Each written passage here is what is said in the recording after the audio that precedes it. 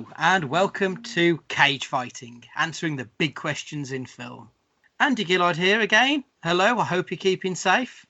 How we doing, guys? It's Matt Guy here. Hope you're all right. And it's Stu Hall, echoing them comments.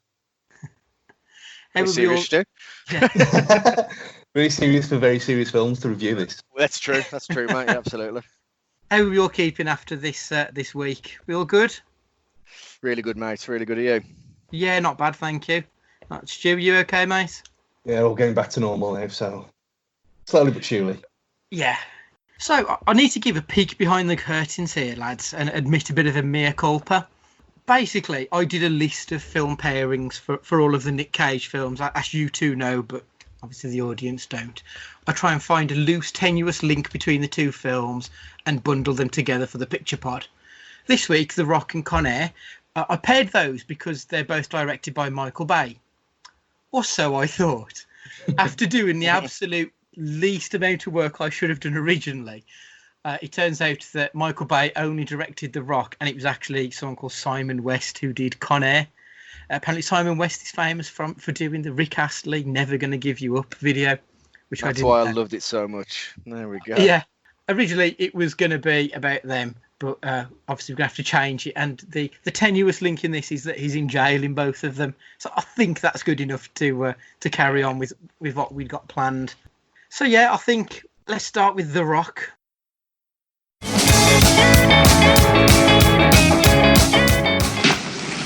You sure you're ready for this?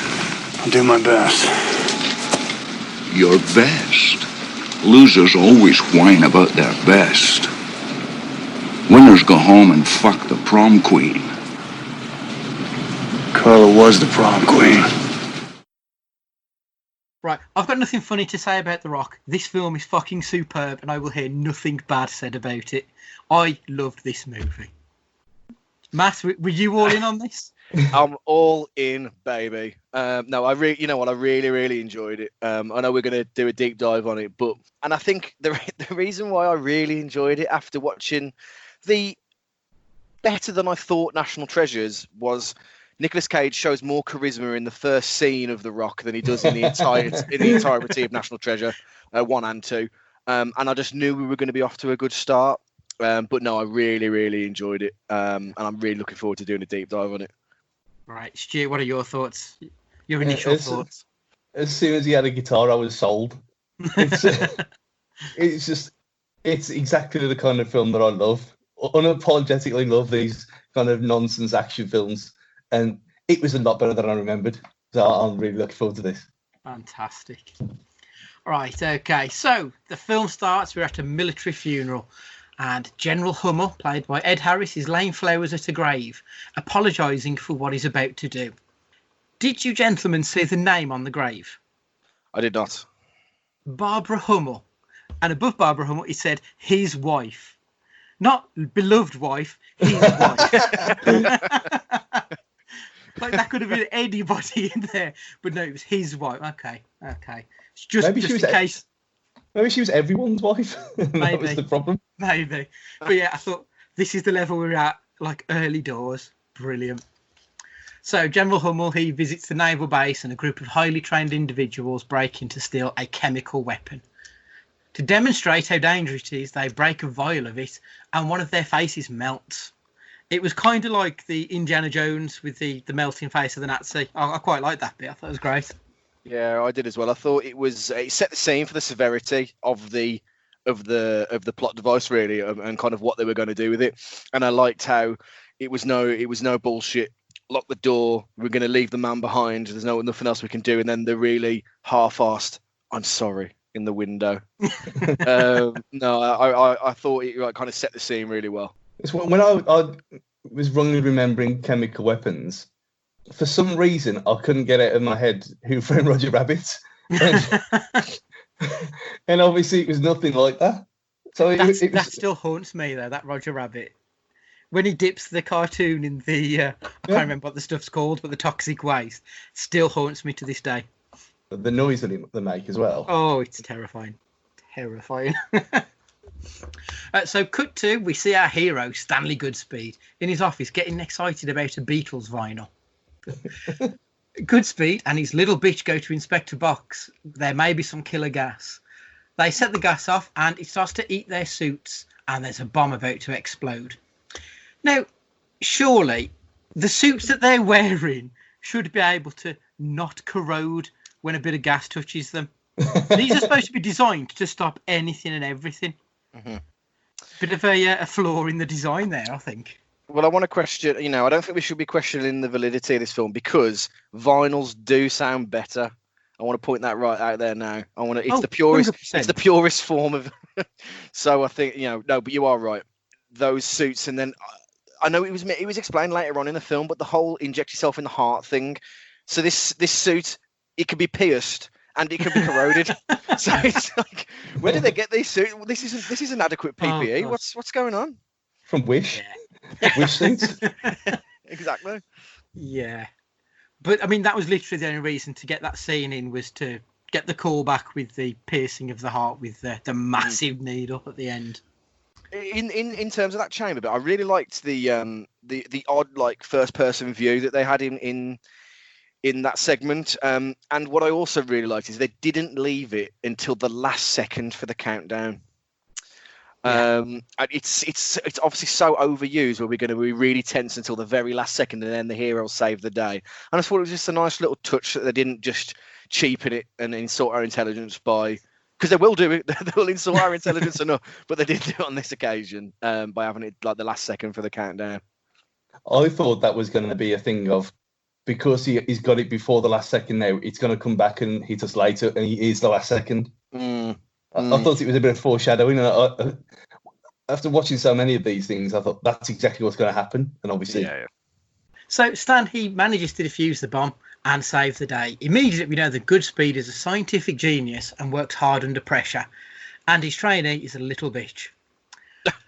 We then move to meet Stan's girlfriend, but yes, they were girlfriends, they weren't married, that's right, where she tells him that she's pregnant after he's just said it's an act of cruelty to bring a child into this world, which I thought was quite an amusing introduction. I thought that was very good. And off to Alcatraz we go. A group of day trippers gets kidnapped by General Hummel whilst they're there at Alcatraz on The Rock. Apparently, Ed Harris had the giggles on this day and kept laughing at the actor who was playing the tour guide. And I think if I was the tour guide actor, I would be shitting myself that whatever I was doing was making someone who legitimately looks insane like Ed Harris laughing. I would assume it'd be my fault, not Ed Harris's, for keep laughing. We find out that Hummel is doing this because the government left men to die in a ditch and disavowed them with no compensation paid to their families. He wants the government to own their shit, basically, and pay for their mistakes. So straight away I'm thinking, is Hummel actually a good guy here? He's doing this for the right reason, surely. Well, this is a later point I wanted to discuss, but you are right, and it links a little bit into Ed Harris's performance in National Treasure 2 for me, but I'm going to stay stum for now. We'll come back to that, yeah. Stu? I was going to say exactly the same thing then about how he's certain arcs of character. What I did like, though, obviously at this point is where we also meet his mercenary army. And I think if you're going to make a mercenary army of badasses, you're going to want Ed Harris. He's always playing the villainous hard bastards. David Morse, he's always playing a police or a detective, CIA, FBI. John C. McGinley, platoon, other workers, police or detectives. Gregory Spore leader, he was the dude with the very 90s haircut with the curtains. I had a look on IMDb. He's another one. He's got a ton of work in army roles. Bokeem Woodbine and Tony Todd. I mean, they got the fucking Candyman on their team. Like, if you're building an army of mercenaries, those are the guys you want to take in battle with you, surely. So we then get a 5-minute exposition dump telling us that they've basically got a super poison. We then cut back to Stanley on the rooftop having sex with his girlfriend. Of course. When they were having sex, why was he going on about peach sorbet persuasion? Hey, don't kink shame now, man. We're not about kink shaming on this pod. Very true, very true. But that moment, I had to rewind it. I was like, what the fuck has he just said? And then, like, when she gets off him, she's still wearing underwear. She is. I clocked that straight off. Like, that's weird.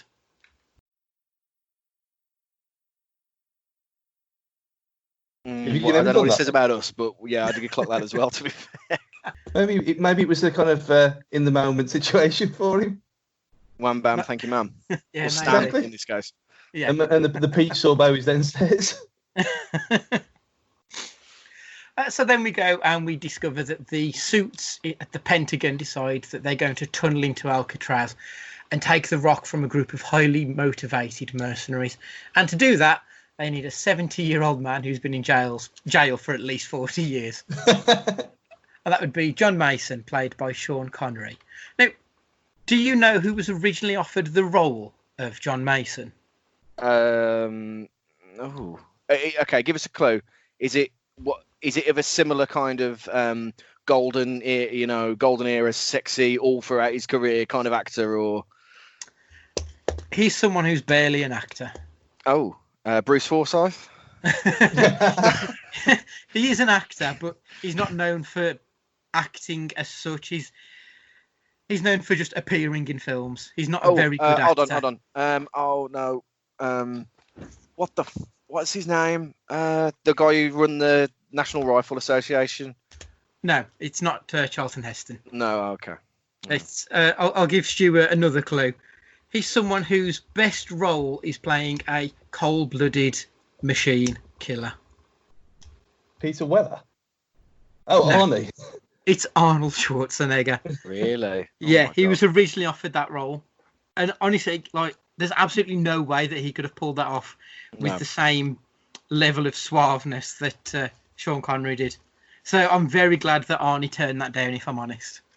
I've just realised that I've said Peter Weller in an Ed Harris film again. Yeah. So there's 2 weeks ago as well, like confusing the two of them. Yeah. There is something about them. They do seem quite not interchangeable because they're both very good actors in their own right, but there is something that sort of links them somehow. Yeah, and it's not just because they're both bald either, and they're both white. There's an essence of them. Yeah. Very much. Have you ever seen the 24 series that's got Peter Weller in? And he actually directs some of the episodes as well. Yeah. It's absolutely superb. No, I agree with that. I do like him, but he's almost like if you can't get Ed Harris, you get Peter Weller, I think. So then we go to the interrogation room scene. I really like this scene. Yeah. It's where we finally get to see Stanley Goodspeed trying to play Bertie Big Bollocks. Show he's the man and he's going to take none of this crap from John Mason. I loved that. And the acting from Cage in this is brilliant because you can see that he's playing a character who's got absolutely no confidence and no belief in what he's saying, but he's still saying it anyway. Yeah, it was just a really excellent, like, feeling out conversation between the two characters, highlighted, I think, when Sean Connery was, or Sean Connery's character, I should say, said, a coffee? No, I'm okay. No, offer me a coffee. And they were like, it was just excellent. Like, it was a really good exchange between, like, the wily veteran of crime and then a man blagging it. And I really enjoyed it. It was one of the highlights of, like, the dialogue of the film for me. It was the fact that he knew that he was blagging it as well, and you could see he was trying to push it as far as he possibly could to get him to slip up. It just worked. Yeah, it was wonderful. And the other thing I love in this is Womack. Yeah, I love it when he breaks through that window and sees it. I don't know why, but Womack. As with last week's question about some of our quotable films, Womack is one of my favourite quotes for some really bizarre reason. So then we move on, and so when they get the line where Goodspeed parrots the line of "You're on a need-to-know basis, and you don't need to know." I loved that because again, that tied in with this character who doesn't really know what he's doing. He's not sure of himself, but he's trying to show that this is how leaders act. I loved that. But then we move on to a scene which I don't like so much, if I'm perfectly honest, where they're in the hotel suite. The effeminate hairdresser. Yeah, 100%. 100%, mate. Very, very, not typecast isn't the word I want to use. Very 90s. It's very lazy, isn't it? Just to have an effeminate, let's call a spade. They're making him out to be gay barber, basically. Or they're insinuating his sexuality. And it just stood out like a sore thumb, didn't it? Yeah, He, massively. he might as well have just gone full Kenneth Williams. It was It was that level, yeah. It was that level of camp as you like, out of absolutely nowhere. So I must admit, I didn't enjoy that. I thought you could have done a lot better here, Michael. You really could have. And then we get to the bit where Mason throws Womack off the building. That would 100% have ripped his arm off. Yeah. 100%. Like, this got to the point where on Friday night when I was watching this film, I then went down a YouTube rabbit hole of watching videos of people who've lost their limbs discussing how they lost their limbs. Oh my God. Wow. One girl said about how she was on a boat and an escape boat sort of flew off the back of it, and she grabbed on to try and hold it.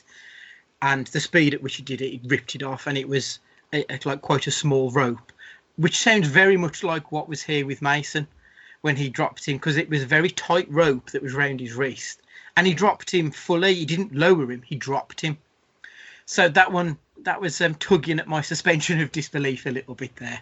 All I can think about is that episode of The Simpsons when I think it's like a Halloween episode where Bart has his arm out the window and they say a boy lost his arm, and then he goes, and I was that boy, and he's just got his arm missing. On that, it's a bit of shower rope, isn't it? Like MacGyver shower rope, like just using anything that he can. Which are we led to believe it's the strongest rope imaginable, made out of unicorn hair or something? So yeah, Mason escapes in this absolutely gorgeous-looking car chase scene through the streets of San Francisco. Eventually, they get Mason back.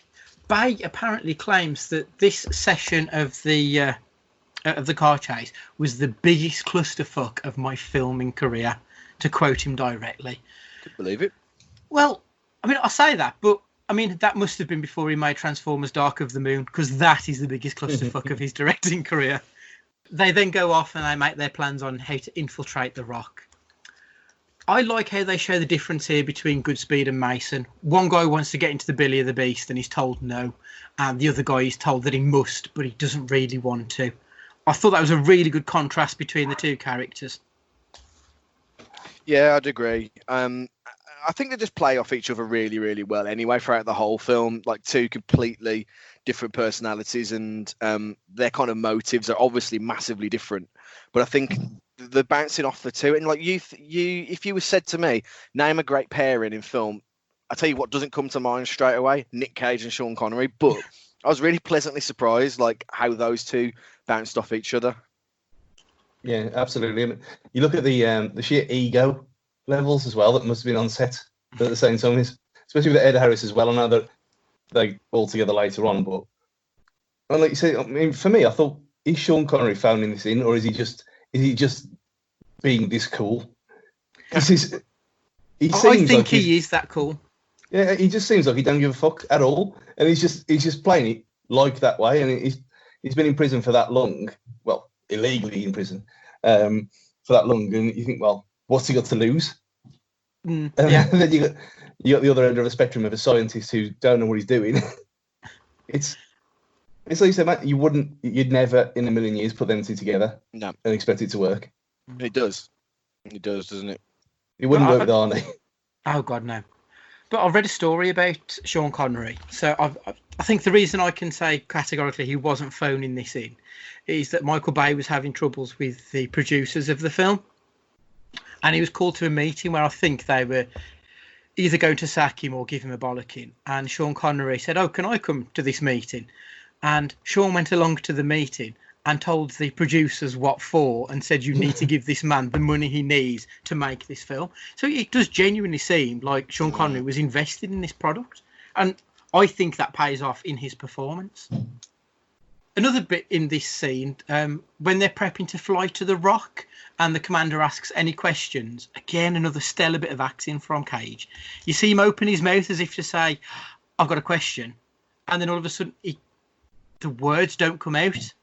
It's like he's absolutely bricking it, but he knows that it's too late at this point and he's just got to go with it. So that was really well acted in that scene.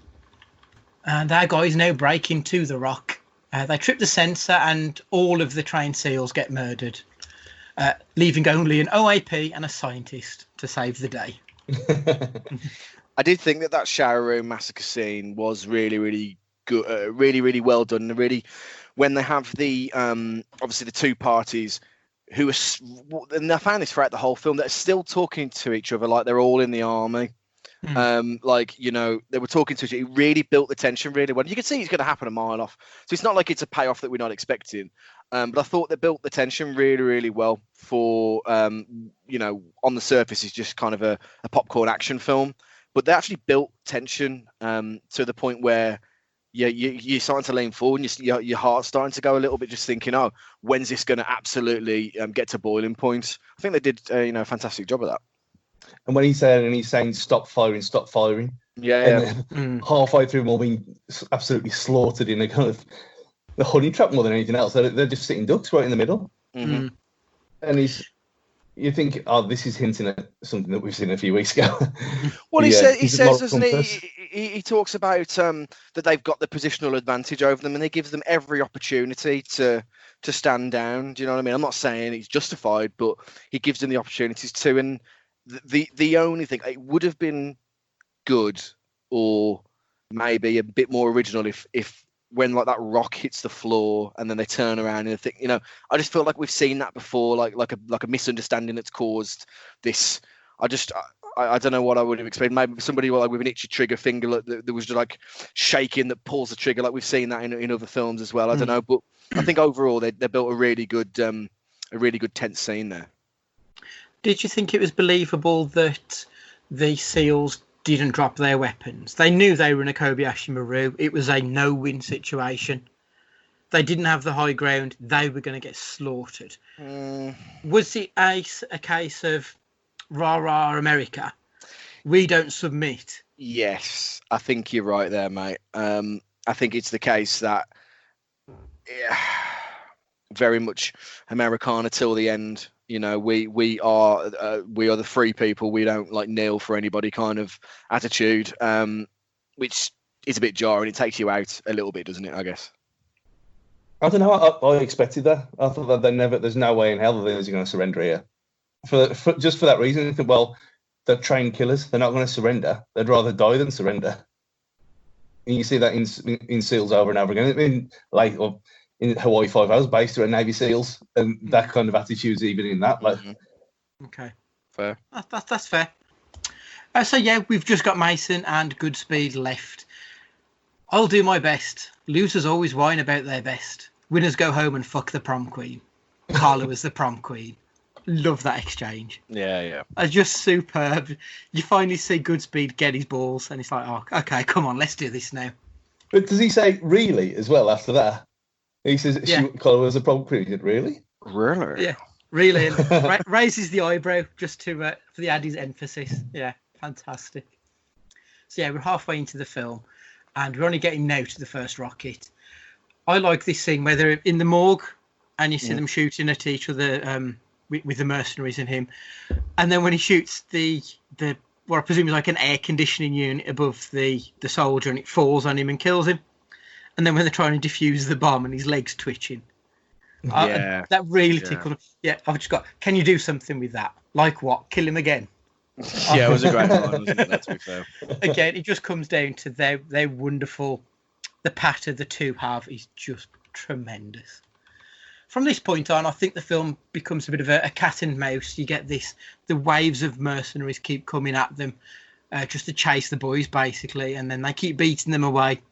Until they succumb to the numbers game eventually and get caught. They get thrown into a prison cell, which they promptly escape from almost as easily as they escape from the prison cell in National Treasure Book of Secrets. Ed Harris then threatens to attack San Francisco if he doesn't get his money, but he aborts the mission. It actually turns out he hasn't got the cojones to go through with it. He was bluffing all along. The mercenaries then turn on Ed Harris and they take each other out, making the actions of our heroes largely pointless. Because had they not have killed the other guys, they may have then been loyal to Hummel and defended off the mercenaries who turned against him. So yeah, they sort of kind of screw things up without intending to, unfortunately. There's a really I good like line. Sorry, Stu. There's a really good line by Ed Harris where they're arguing about, should they fire the rockets? They need more time, etc. And Ed Harris goes, "We bluffed. They called. It's over." And I just thought it's like that. Yes, summed it up. They fucked it up. And now, like, what are they going to do? Basically, I think it was just a really concise line that just was like, "Bam, it's all over," and then it builds up the tension between the two parties of mercenaries then really well. No, I was just going to say when they start the little coup, and it's Ben from A1 and the Candyman, both looking at each other, kind of thinking, who's going to strike first here? And it was the smallest curtains I've ever seen on any film ever. That guy. They were ridiculous. I mean, I'm pretty sure I had that haircut way back when. I mean, obviously you wouldn't know that looking at me now, but yeah, those were the days. On the bright side, though, we do now get to possibly the most derided line of the film. Do you like Elton John's song, Rocket Man? I don't like soft-ass shit. Oh, well, I only bring it up because it's you. You're the Rocket Man.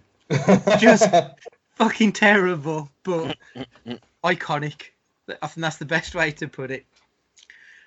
And also, we get the scene where the Irish fella is fighting Sean Connery. And he calls him an English prick.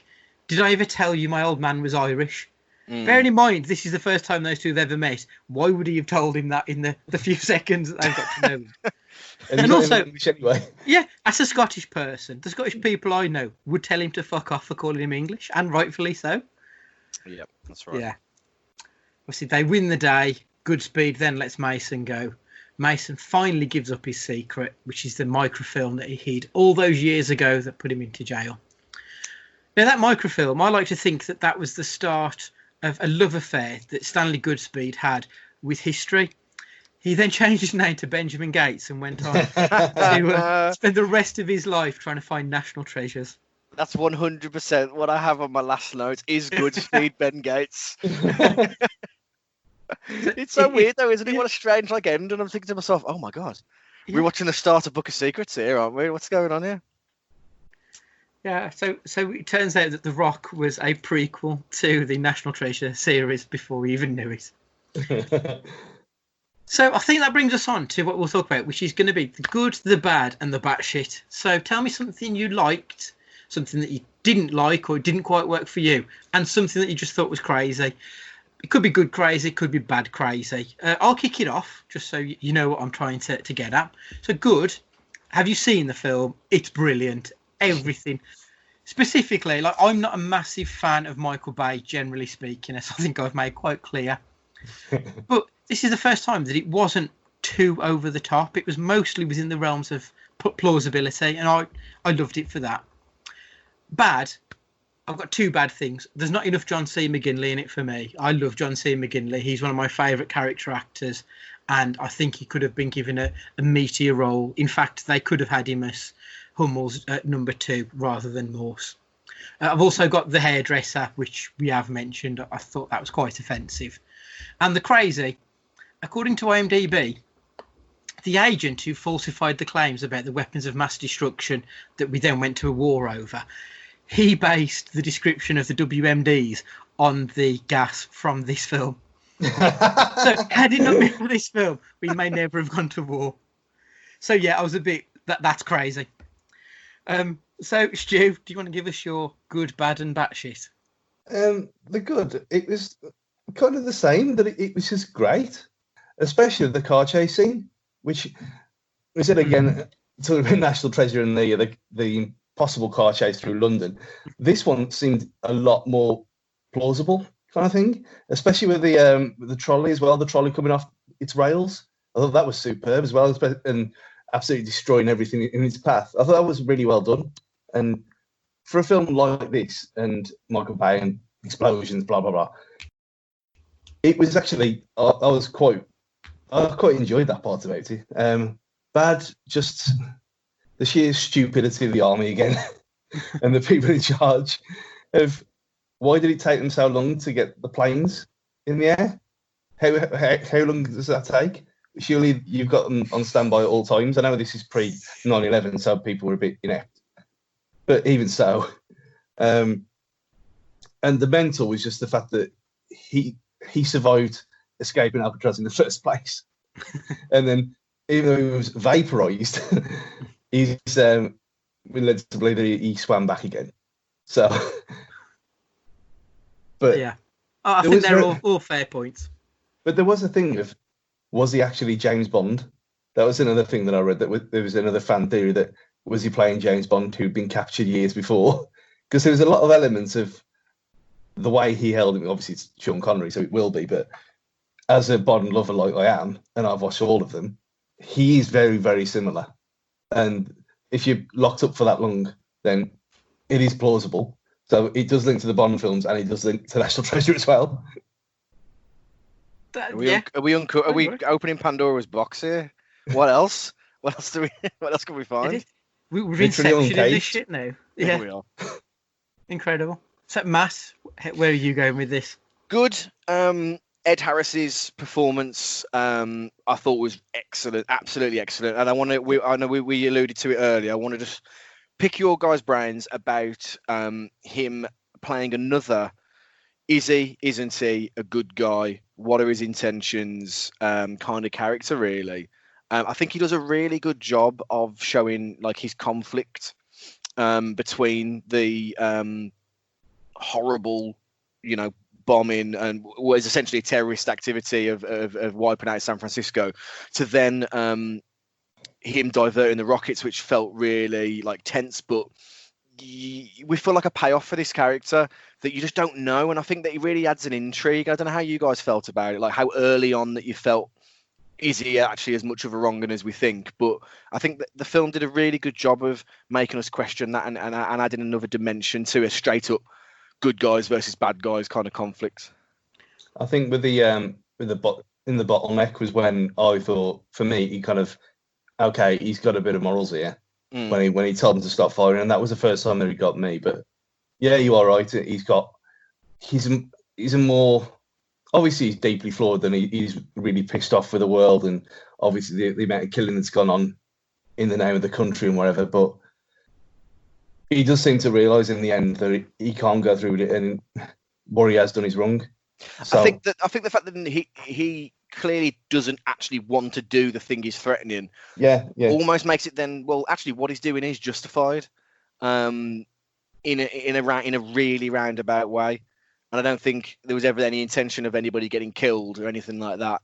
And that just makes it, just adds another dimension to what could have been just a very like binary good guys versus bad guys. I just thought they did a nice job of it. What did you think, Andy? Exactly that, to be honest. Like I said when we were discussing it, it starts with him saying, I'm doing this because of the men that have been lost under my command that you've ignored. Yeah. So he's showing straight out the bat that I'm a good guy, really. I just want these people to get the recognition they deserve. He's not doing it for himself. He's doing it for others. Yeah. So I think straight away we see that this is a man of more depth than your general Michael Bay bad guy. Yeah, exactly. It's not superficial. Yeah, exactly. In terms of my in my bad, a strange one really for me, because as a massive music lover, I don't really pay that much attention to the actual score of a film. But I really found that the score in The Rock took me out of the film. So Hans Zimmer and Nick Glennie Smith, in times, if I'd have closed my eyes, I thought I was watching Pirates of the Caribbean. It's almost like the music almost felt like I was either watching that or like a fantasy film, like a World of Warcrafty type film, like Lord of the Rings, The Hobbit.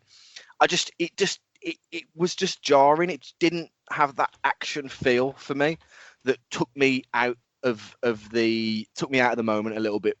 So that's I would try and, not expecting anybody to go rewatch the film again or anything, but just have a listen if you can to the score, or try and get it on YouTube or anything like that. And it might surprise you. You might look at it in a different way. The crazy would literally be, I think it's the second rocket, completely unarmed, no guards, no, walk straight up to it and oh yeah, okay, yeah, we know these these weapons of mass destruction. We'll just leave them. Don't worry about it. Nah, don't worry about it. I just thought it was really strange and like maybe an oversight or just one of those silly things. But yeah, it was just not very well planned. I never even clocked that, but yeah, you're spot on with that one. But I think you make a very good point about Hans Zimmer, actually. I find a lot of his films, the tropes that he puts in his music are all a little bit too samey for me, and I don't want to be reminded about Pirates of the Caribbean ever if I can get away with it. So, yeah, I think that's a fair critique of it, to be honest. So we'll answer the 2 questions that we ask of every Nick Cage film. Did you enjoy this film? Stuart? I absolutely loved it. It was great. It was great fun. It was almost all tick boxes for this kind of film that I love. That it's every single box. I loved it. Brilliant. Matthew?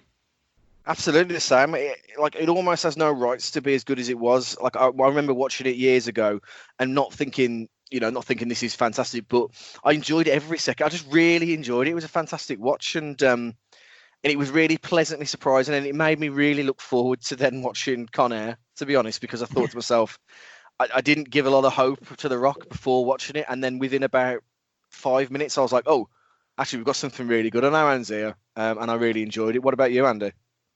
I loved it. I really, really enjoyed it.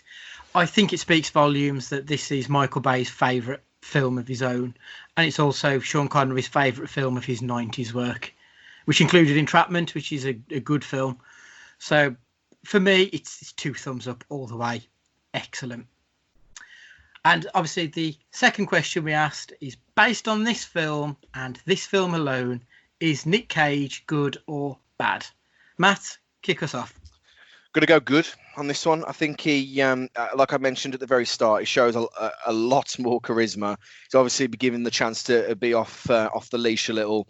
He has a good internal journey, really, where he goes from quirky, unsure of himself character to, I wouldn't quite say badass at the end, but he's very much like very much cocooned and then comes out as a beautiful butterfly at the end. But no, I think he did a really good job, and it was nice to see him something that he could put his teeth into a little bit. Excellent. We actually get a character arc here, don't we? Yeah. Stu? What are you saying? You just took the words out of my mouth. We get an actual character arc, and he's believable. I mean, he's quite gangly and a bit awkward looking to start with, so you kind of you get him. You believe him as a scientist 100%. But he has got a bit of quirk about him. Obviously, it's peak Nicolas Cage quirk that we see here. And on this, I mean, he's pushing B-list for this one. I thought he was really, really good. No, I agree. It's a definite yes from me. As I said, this film is brilliant, and the acting is a big reason why it's so good. So the original screenplay by Michael Bay, apparently it was a much more serious, straightforward movie. But it was the improv that was allowed to guys like Nicolas Cage and Sean Connery, which helped take this film to another level. So stuff like where he says Zeus's butthole rather than shit or whatever. He said because Cage didn't believe that his character would swear. So Cage was obviously invested enough in his character to have this idea of his background. Yeah. And that paid off in making the film a lot better. So, yeah, the acting was brilliant. The film was brilliant. So it's an all-round hell yeah. Unanimous. Very much so. So that's The Rock. Let's have a quick chat about Con Air.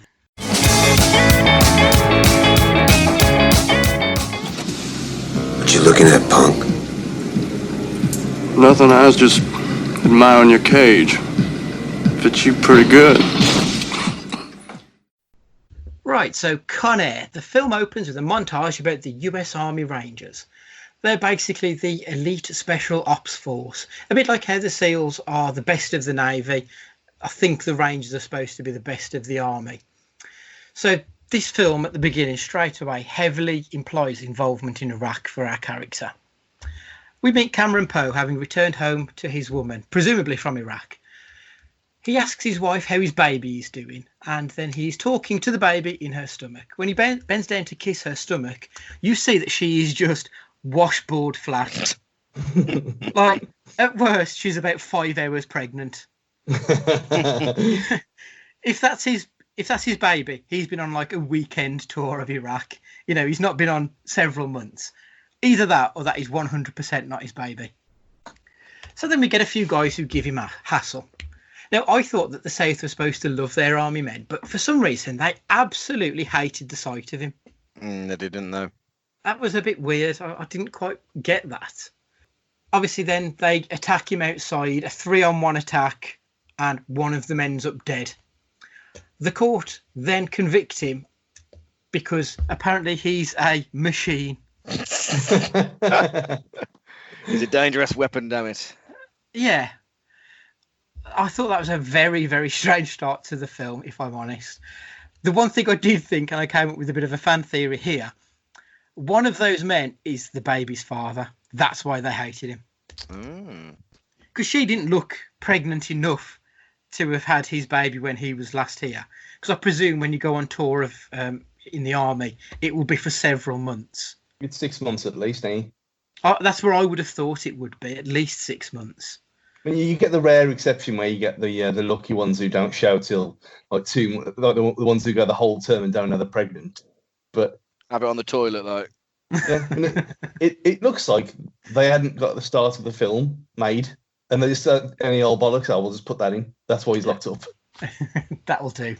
Just get us to the fucking plane. It's funny that you say that though, because like in the court sentencing, they don't say, and because of your many years of service for this country, nah, fuck it, we'll get it for 7 to 10. Like, it's like they just they don't, I think it was a strange way to treat a vet. He's got no record.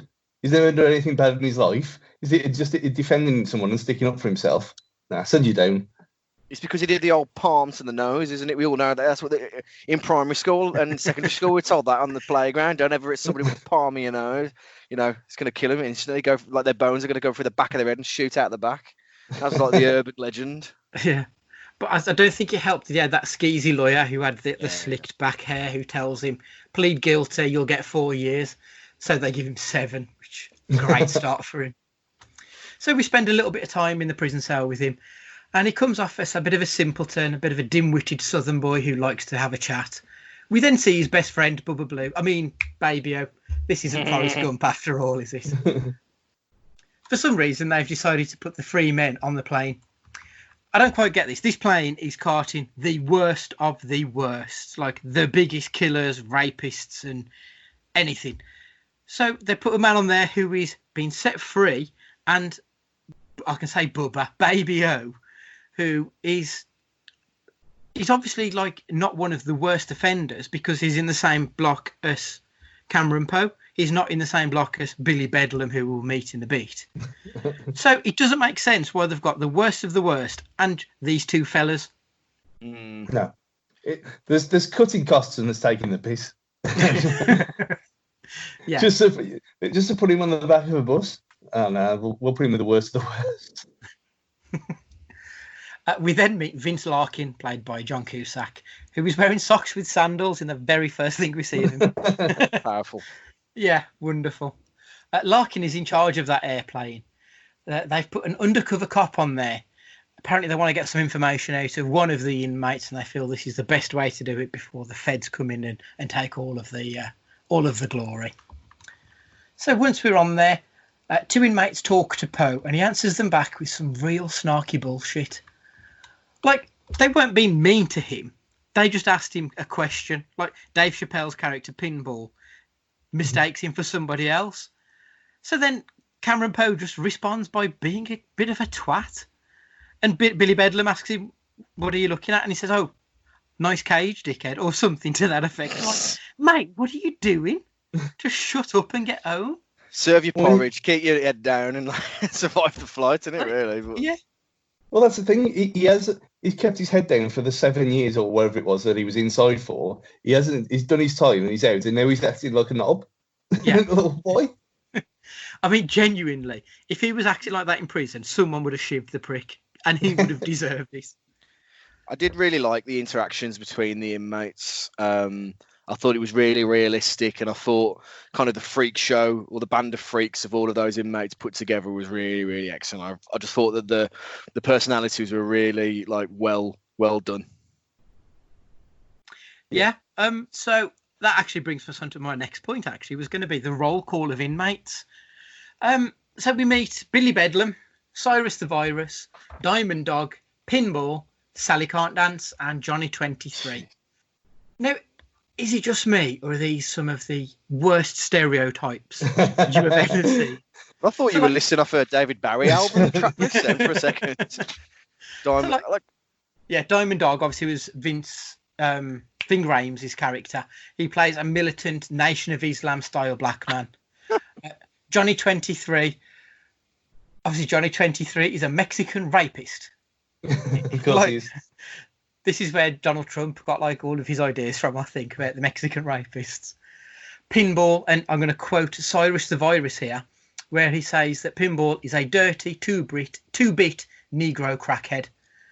And Sally Can't Dance, who is the homosexual character who, the first time he gets off the plane, decides to put a dress on. Like, you're really stereotyping people here. A bit like the hairdresser in the last film, The Rock. It was a bit, not quite a big fan of that. But like you say, I did like their interaction. And Dave Chappelle as Pinball especially, I thought was fantastic. I think it's, let's say, if it's like, it wouldn't surprise you in the slightest if this was the cast of a game that was made now in a kind of ironic way. But like you said, the Sally Can't Dance thing, I didn't know if it was a man or a woman. I had no idea. I thought, have they put a woman on here with a rapist, with the strange you having a female guard on there as well? Yeah. when you've got a rapist. And it was nice to see how that you had the rapist was the lowest of the low, and he was threatened more than a couple of times straight away. I thought, well, at least these people have got morals as well. Mm-hmm. Yeah, it's a funny one, isn't it? That like almost immediately. I mean, and we're by no means comparing him to Ed Harris here or anything like that. But when Cyrus the Virus comes out with, and I find rapists the lowest of the low, you just think to yourself, actually, like it sets that he's properly the worst. He's the biggest rotter of the lot. And obviously, as we come to try and find out throughout the film. Yeah.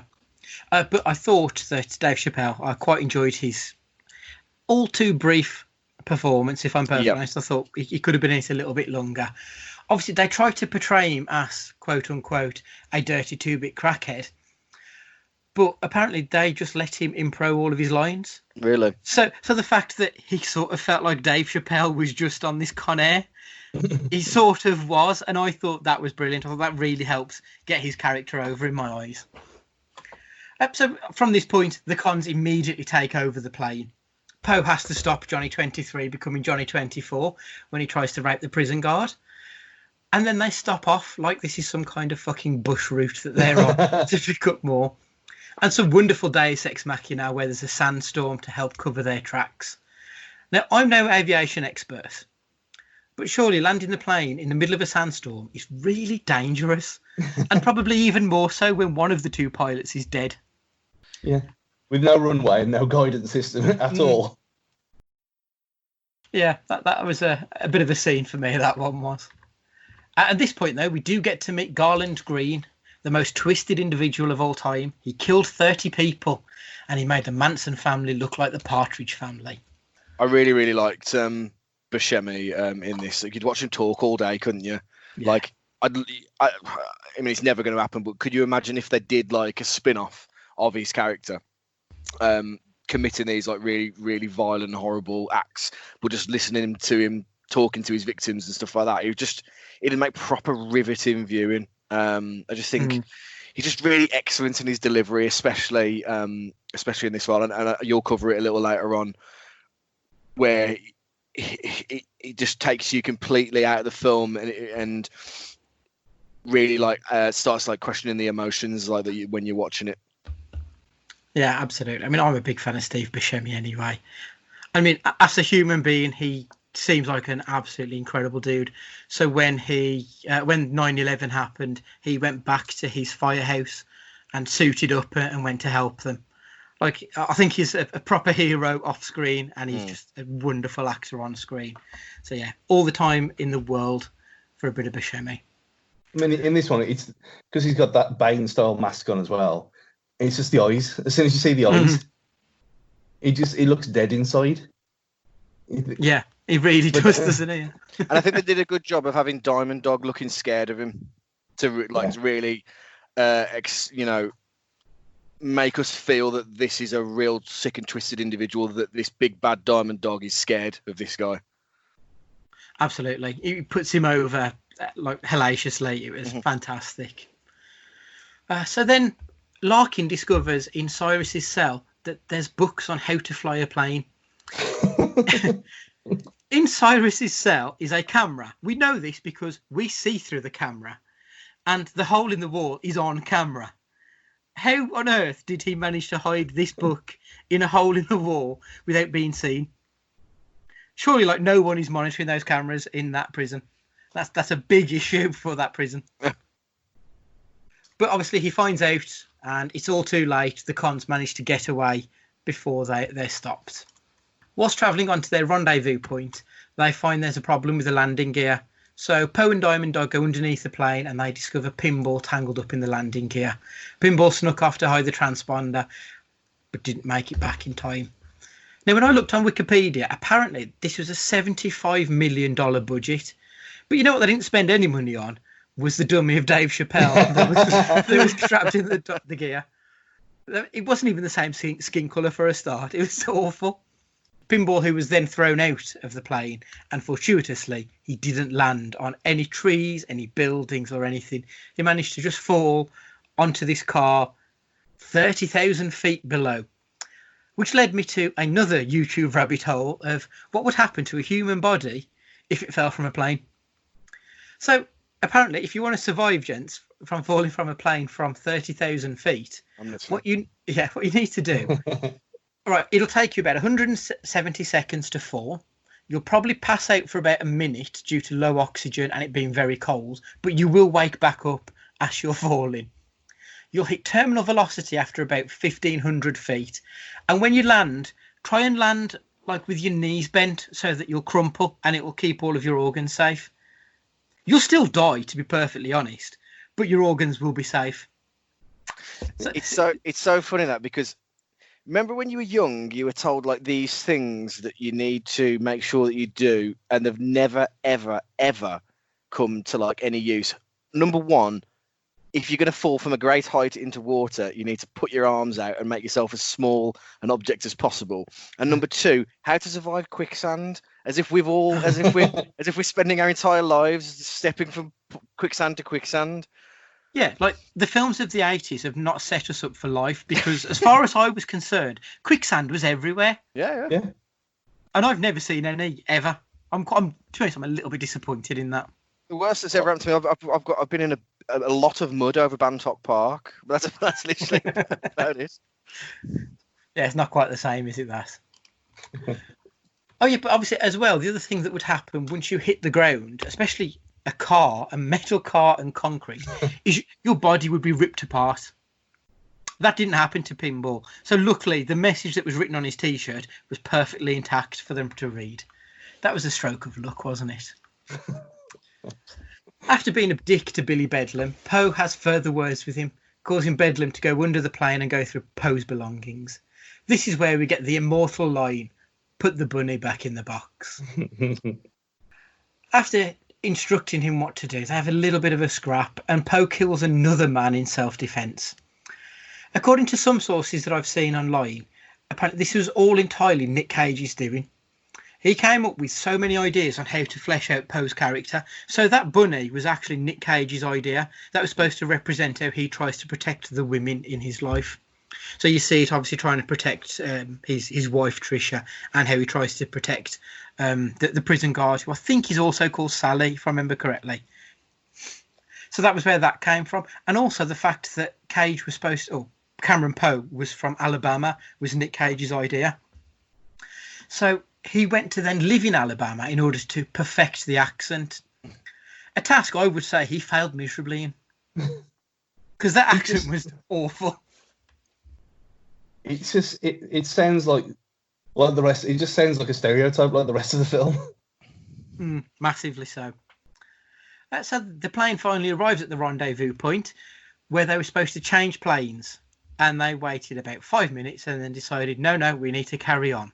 Like, at least give them half an hour. Come on, this is ridiculous. And I think now they're off the plane. This is where we get to what Matt mentioned earlier about Garland Green, Steve Buscemi. So we know that this character's a murderer.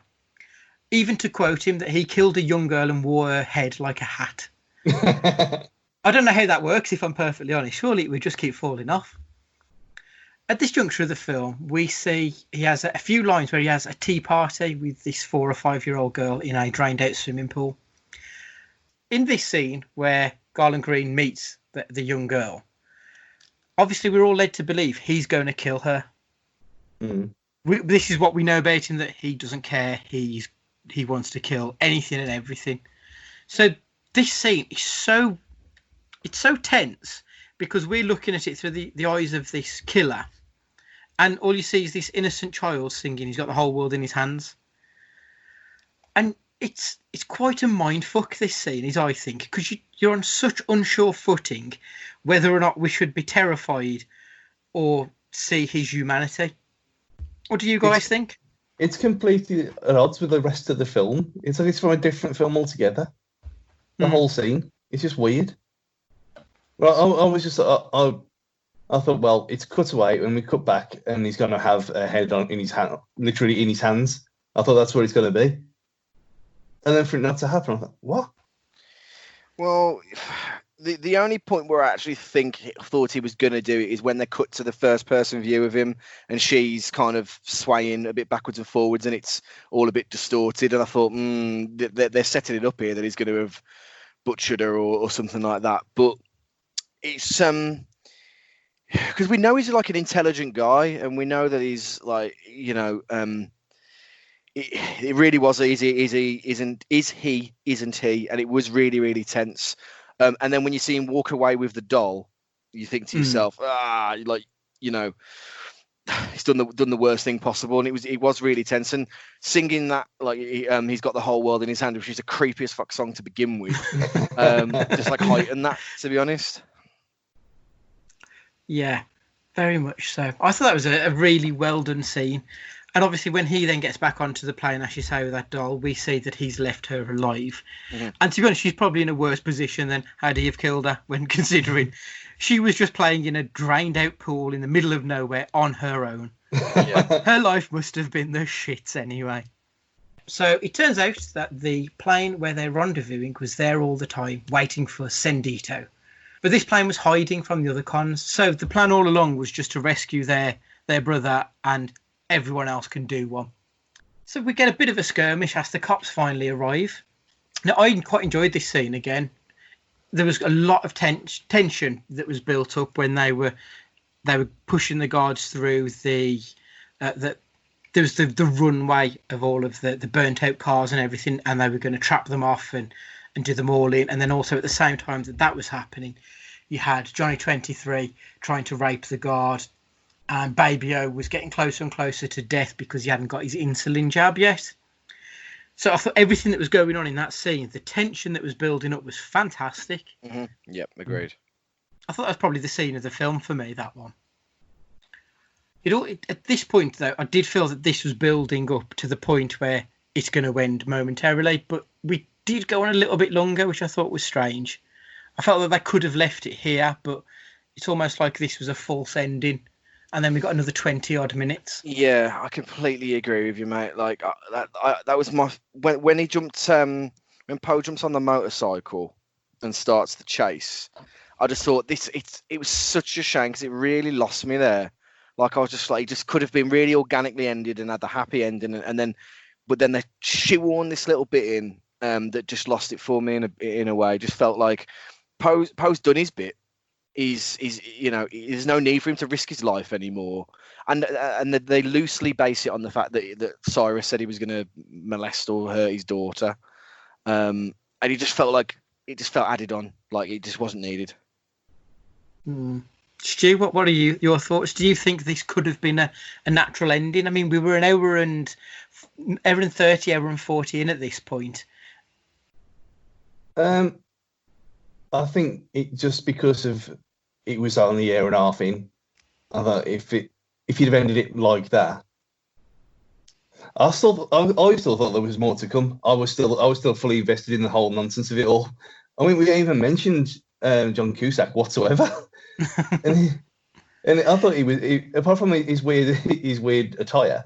I thought that little play with the car and his idiot boss, and who put the gun on the plane in the first place. I thought that little side story, their little worked quite well. But no, I was waiting for something else to kick in. Personally, I was waiting for more. But by these points, I'd give up all hope of it making any sense at all anyway. So yeah, it was a bit off the wall. I personally felt that they could have ended it in the junkyard. They could have built up to something there and finished it there and rounded everything off. But I think that's a fair assessment. There was still a bit more story to tell. I just don't know why they had to get back on the plane and fly to Vegas to tell it. Agreed. Apparently, it was supposed to end at 1600 Pennsylvania Avenue, the White House. So the scene that goes to Vegas was supposed to go to Washington, D.C. So the cons managed to get back onto the plane and get away. Cyrus realises that somebody was trying to sabotage them from within, and Baby O takes the rap for that and gets shot. Where really we know that it was Cameron Poe. This scene was very much like when Bubba died in Forrest Gump. I don't know how many times I can see Benjamin Buford blue. It purely was. He was dying in his arms, crying. Like, honestly, if he pulled out some fucking shrimp, it would have been bang on. But yeah, so we get the scene where they're all partying to Lynyrd Skynyrd with the famous line by Garland Green. Define irony, a bunch of idiots dancing on a plane to a song made famous by a band that died in a plane crash. I thought that was excellent. Yeah, it was great. So obviously once the traitor's been found out and Poe finally decides that now is the time to take action because he wants to prove to Bubba that there is a God. Like, weird. Okay, whatever. And they manage to bring the plane down on the busiest strip of road in the entire world. And it travels down that road for a good mile or so as well without hitting a single car or anything. Just mental. Absolutely mental. So then they manage to get off the plane. They go through this wild ride through Vegas. And Poe finishes off Cyrus the Virus and is reunited with his wife and kid. The film ends with Garland Green at the craps table about to roll the dice, saying that he feels lucky. So, right. The good, the bad, and the batshit. Matt, do you want to kick us off this time? Good. And while you mentioned like the characters being very stereotypical of like certain races, etc. I think I mentioned it earlier. I just enjoyed the freak show of all of those people in one place and how inevitably it will all go absolutely tits up. Like that people can't coexist who are so tapped and so violent and these career criminals. And I just think they did a really good job of showing that these people just cannot coexist and they are just scumbags at the end of the day. And every one of them, bar Green, gets their comeuppance, which I just find it strange. We see quite like gratuitous deaths for a lot of the characters, where they just get killed in these really elaborate ways. And I just think it was a really good, like, it was silly. Like it takes a lot sometimes for me to be out of the moment in a film, but you needed it for this film because it was so silly at times. But I just think they did a good job of this kind of gaggle of weirdos that they all put in one place and then the inevitable outcome of it all. In terms of the bad, and I'm gonna have to disagree with you, Stu, on one thing. I thought Cusack's character was just did absolutely nothing for me. He just felt like a bit of a bumbling, like I mentioned Mr. Bean last week. Just felt like just a bit of like just a bumbling character that didn't really add a lot, and like the just didn't really impact as much as it could have. And you know, we have like cops in these scenarios that are a lot stronger in roles in other films where we know that they're going to assist the hero themselves. But I just thought he just felt weak. Just felt weak for me. Didn't really add a lot to the film. I don't know. What do you guys think? I'm off the ball there, Andy. What do you think? In regards to Cusack, he kind of just spent his time chasing his tail. Yeah, He didn't impact the film all that much, and from what I gather, I think he probably agrees because he won't talk about Con Air in any of his interviews now. Yeah, he refuses to mention it. So I think I am kind of leaning to yourself. I mean, I'm not saying that he was good, but he was. I just thought he was more like the comic relief than anything else in a pretty stupid film anyway. I do agree he didn't need to be there, and the whole thing with a nice car and him being there. I don't even know what he was supposed to be doing or why he was in charge because he looked about 12 years old. But I just, for me personally, in my love of nonsense, that he was that side of it where he was kind of like a side story more than anything else. Because I think you would have got the scene with his wife and daughter either, which we didn't even mention it again. That's fair. And that all seemed a bit weird. I'm going to contradict myself here now anyway, because the crazy is the fact that this film becomes Harry Potter and the Chamber of Secrets with a flying car, which is just obviously just really strange, and it kind of was like, okay, they they are going with that. Okay, that's a flying car. Okay, that's where we are with this. I just thought it was. I mean, it was funny, and it was comic relief, to be fair. And actually that bit was a bit of a sidestep from some of the more serious bits of the film, i.e. rape and murder and pillage and everything else. So, but yeah, to have the Chamber of Secrets for a short period of time was quite entertaining. Stu, what are you going with for your good, bad, and batshit? I think the good and the batshit kind of got together. That it was more just mental action all over the place. I mean, even the bit with, just you'd never in a million years get authority. I'll let the plane land on that road.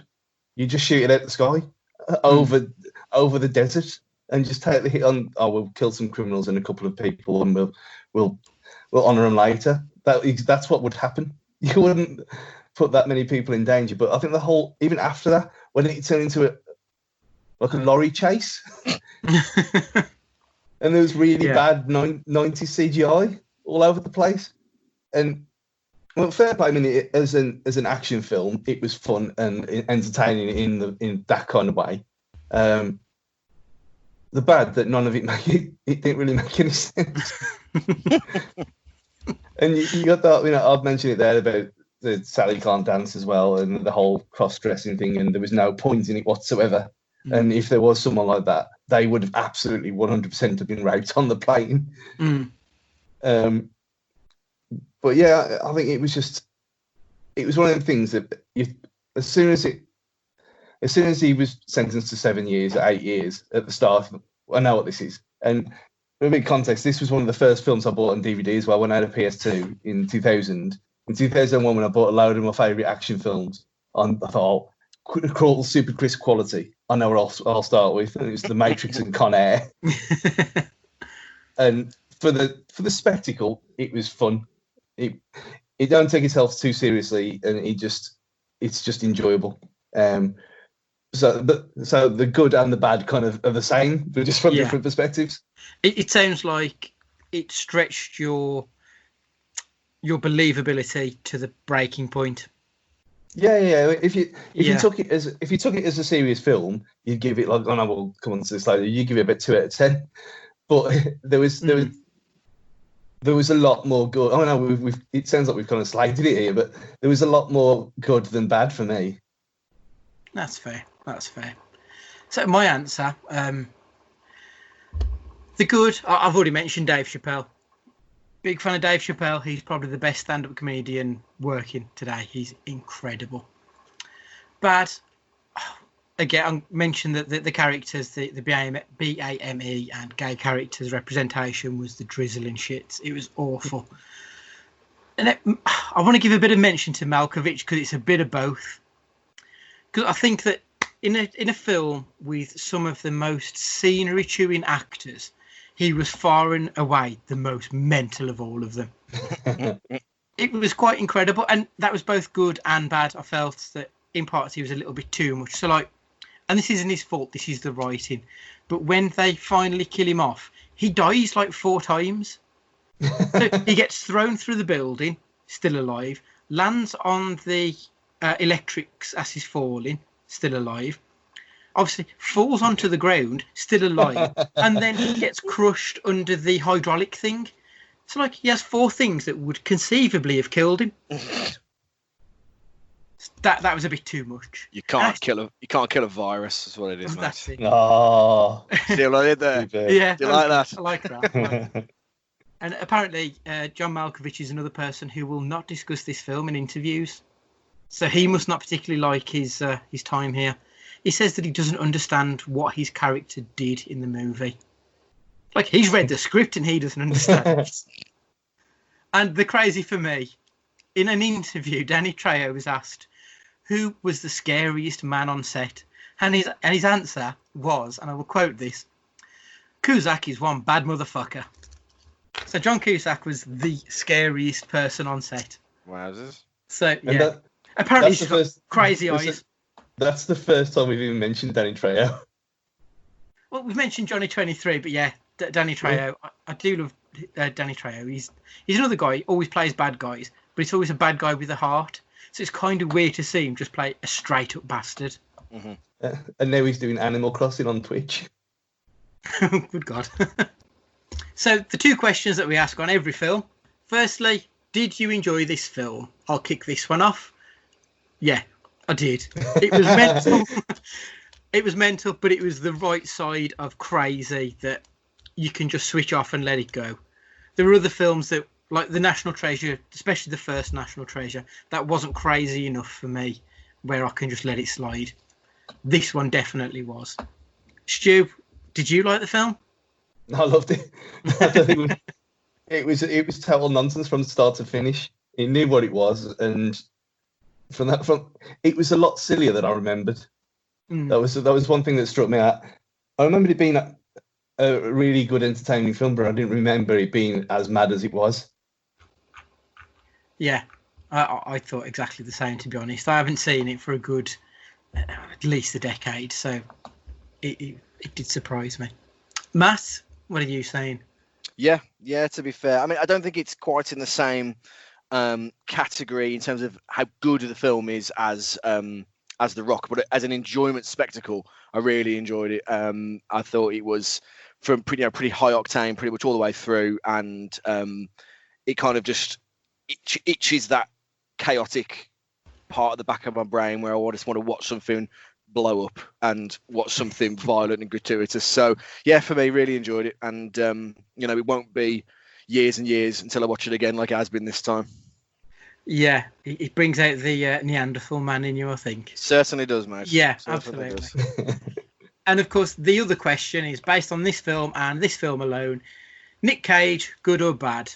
Matt, you can kick us off this time. I'm gonna say yes. I didn't think his accent was quite as bad as yourself. And I think the delivery of his lines, whilst dickish in his nature and in context, I thought were delivered quite well. It's a tough one. Like, would this win any kind of award for acting? No, but I think he had enough of that quirkiness and enough of like a cocky Nick Cage that it ticked some of those boxes for me. So I'm going to say yes on this occasion. That's fair. Stu? I think he sounded more like Alpha from Walking Dead. What do you say? Yes, true. Yeah. Madara. That's all I could think of as soon as he started talking. I thought, this is what this sounds like.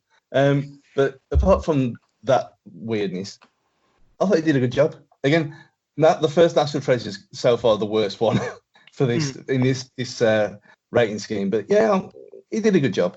So yes, I say yes as well. Let's be perfectly honest. This is a B movie.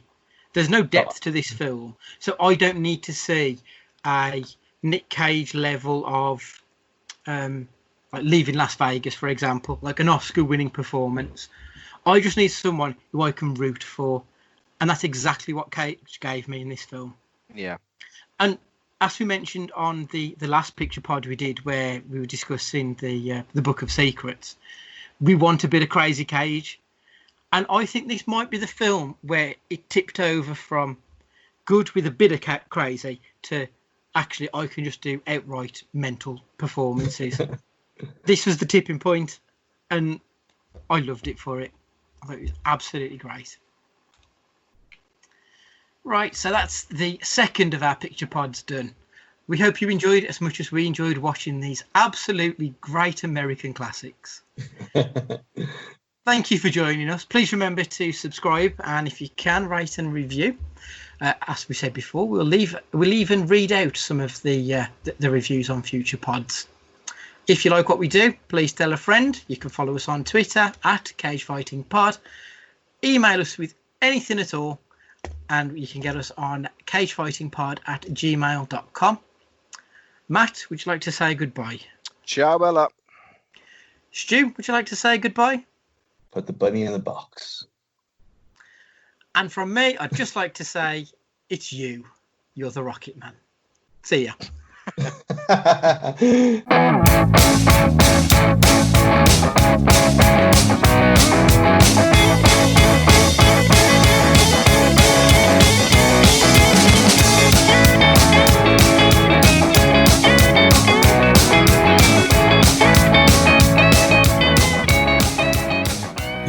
Con Air, I love that. Con Air was next. Hey, every flight I take anywhere, the first thing the pilot will ask me, "Are you gonna behave?"